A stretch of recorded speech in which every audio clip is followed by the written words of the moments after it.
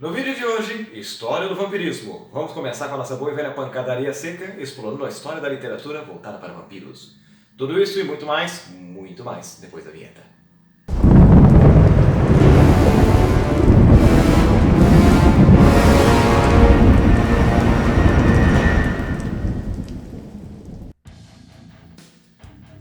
Ah, cambada, vamos chegar na nossa boa e velha pancadaria seca. Eu sou o professor Vinícius.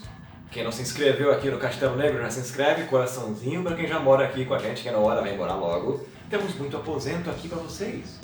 Temos muitos milhares de quartos para que durmam aqui com bastante conforto. E deixa o like no vídeo que a gente precisa dessa bagaça.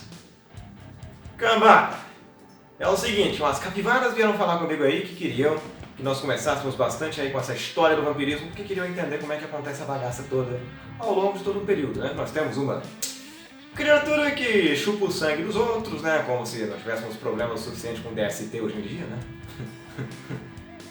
Vai que o cara toma sangue de alguém que tem AIDS, né? Vai passar a doença torta e a direito. Então o vampirismo é uma coisa muito errada. Aliás, Stephen King teve essa sacada. Na Torre Negra ele mostra vampiros que tomaram sangue de gente que tinha AIDS e passavam essa doença para quem eles mordiam. Achei isso fantabuloso. O King aí imitando com esse tipo de coisa, né? Mas falando sério, né? Queria fazer um vídeo para vocês, começando aqui com essa introdução, porque nós vamos fazer uma abordagem um tanto quanto histórica, né? Qual que é o formato que eu estou pensando para os vídeos nas próximas semanas? Nós vamos ver sobre cada tipo de vampiro que existe. Acho que eu quero fazer no máximo 2 tipos de vampiros de um determinado país, de uma determinada região, explorar as formas dessa criatura e mostrar em alguma medida como essa criatura se encaixa num determinado contexto cultural. Né, porque temos que fazer um estudo um tanto quanto literário aqui, né? Acho que essa é a proposta. Eu, como crítico literário, é preciso ter esses cuidados aí para vocês enxergarem um pouquinho, né, como é que isso daí tem um peso cultural. Então, nenhuma criatura mitológica, nenhuma criatura literária, vamos por assim, aparece de graça. Todos são resultado do seu tempo, são resultado aí de ideologias, são resultados de conflitos, de medos, receios, né, que os humanos têm naquele tempo.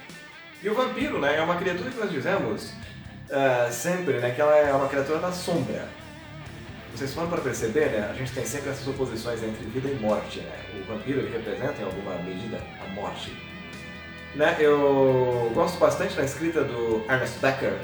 Quem já leu esse material dele, vou deixar o livro aqui de novo. Tá lá para vocês darem uma olhada.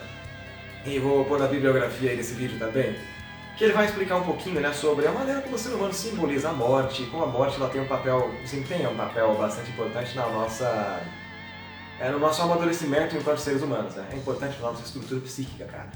Então, os vampiros, eles, como muitas outras coisas, né, representam um pouquinho, né, esse temor da morte que o ser humano tem, e representa com símbolos um tanto quanto complexos, outras horas um quanto mais simples.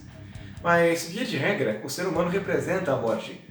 E o que é melhor para representar a morte como um morto-vivo que se alimenta da essência vital do ser humano?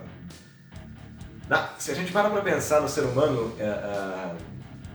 da maneira como o concebemos na literatura, ele sangra, ele chora, ele sofre, nós temos personagens aí que são um pouco mais ou menos profundos. Então, o vampiro ele se alimenta da vida, se alimenta do sangue. Se a gente olha, por exemplo, para a religião cristã, nós vamos ver que o sangue tem um papel muito fundamental aqui na coisa.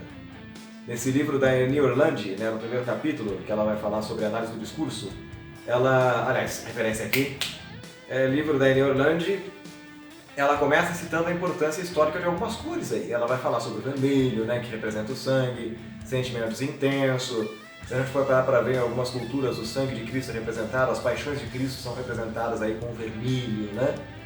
Tudo isso tem um simbolismo bastante forte. E o vampiro, em um determinado ponto, se alimenta disso.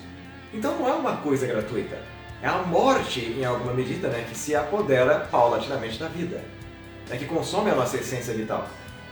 Quer dizer, nesse sentido, o vampiro é uma criatura que representa esse nosso temor. Há quem diga também que o vampiro é uma figura um tanto quanto nietzscheana, né? Nós vamos brincar com isso nas próximas aulas aí, nos nossos próximos vídeos, né? Que vão ter um formato como se fosse uma aula mesmo. Então, é uma coisa muito louca a gente pensar no vampiro dessa forma, né? E em toda a cultura isso daí apareceu, cara. É muito louco. Na África nós temos, Sabe, na Albânia nós temos, na Grécia Antiga, olha, uma coisa remotíssima. Já tínhamos lendas de vampiros naquele tempo, eles tinham o nome de Vricolaca, né? Os Strigoi lá na Romênia, entre outros nomes que vão surgindo na Irlanda, sabe, para outras partes daí da Europa, quando toda essa mitologia foi se espalhando, cara, o negócio foi ficando muito louco.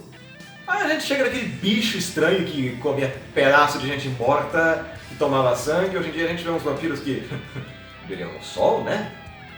Uns vampiros que tomam sangue de animal, né? Que eles veem uma criatura um pouco lúdica, né? Ah, pelo amor da madrugada. Isso é nutelice demais.